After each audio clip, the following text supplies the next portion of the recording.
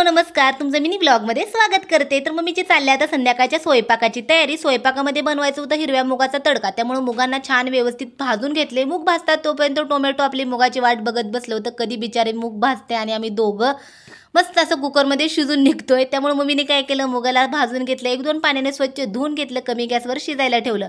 मम्मीने चपात्याचं पीठ मळलं होतं, नंतर मी चपात्या पटकन लाटून दिल्या, मम्मीने शेकल्या. दोघीने केले की कसं होतं, स्वयंपाक पटकन होतं. नंतर लगेच त्याच गरम तव्यामध्ये मिरची भाजून घेतली. आता हिरवी मिरचीचा मुगाचा तडका बनवायचा होता. आता रेसिपी लवकरच येईल, त्यावेळेस तुम्ही बघू शकता.